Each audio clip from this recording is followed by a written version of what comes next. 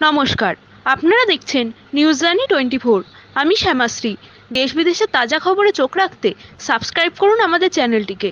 ভিডিওটি ভালো লাগলে অবশ্যই লাইক এবং শেয়ার করে দেবেন।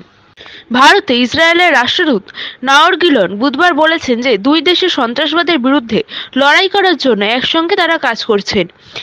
এএনআই এর সাথে একচেটিয়াভাবে কথা বলার সময় গিলন বলেছিলেন, আমি আবার নিশ্চিত করব যে ভারত এবং ইসরায়েল সন্ত্রাসবাদের কারণে অনেকে ক্ষতিগ্রস্ত হচ্ছে এবং সন্ত্রাসবাদের বিরুদ্ধে লড়াই করার জন্য আমরা যখনই পারি একসাথে সহযোগিতা করব। তিনি আঞ্চলিক গ্রুপিংয়ের গুরুত্বের ওপরও জোর দেন, বিশেষ করে ভারত, ইসরায়েল, সংযুক্ত আরব আমিরাত এবং মার্কিন যুক্তরাষ্ট্রের অন্তর্ভুক্ত I2U2 ব্লকের, যেখানে জুলাই 2022-এ প্রথম ভার্চুয়াল শীর্ষ সম্মেলন অনুষ্ঠিত হয়েছিল। আমি মনে করি এটি একটি ভীষণ গুরুত্বপূর্ণ দল যা ঘনিষ্ঠ মিত্র এবং সমমনা দেশগুলিকে নিয়ে আসে। সংযুক্ত আরব আমিরাত, মার্কিন যুক্তরাষ্ট্র, ভারত এবং ইসরায়েল যা জনগণের স্বার্থকে এগিয়ে রাখে।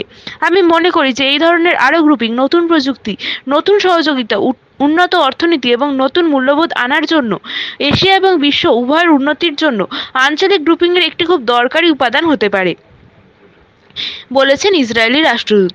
I2U2 প্রাথমিকভাবে 2021 সালের অক্টোবরে ইসরায়েল এবং সংযুক্ত আরব আমিরাতের মধ্যে আব্রাহাম চুক্তির পরে এই অঞ্চলের সামুদ্রিক নিরাপত্তা, অবকাঠামো এবং পরিবহন সংক্রান্ত সমস্যাগুলি মোকাবিলা করার জন্য গঠিত হয়েছিল।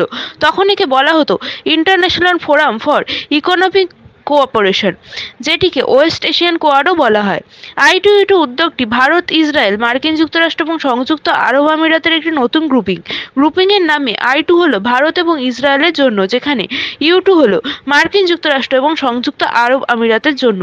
এটি কেবল বিশ্বজুড়ে জোট এবং অংশীদারিত্বের ব্যবস্থাকে পুনরুজ্জীবিত করবে না এবং সেই সাথে অংশীদারিত্বকে একত্রিত করবে যা পূর্বে বিদ্যমান ছিল না বা তাদের সম্পূর্ণ পরিমাণে ব্যবহার করা হয়নি।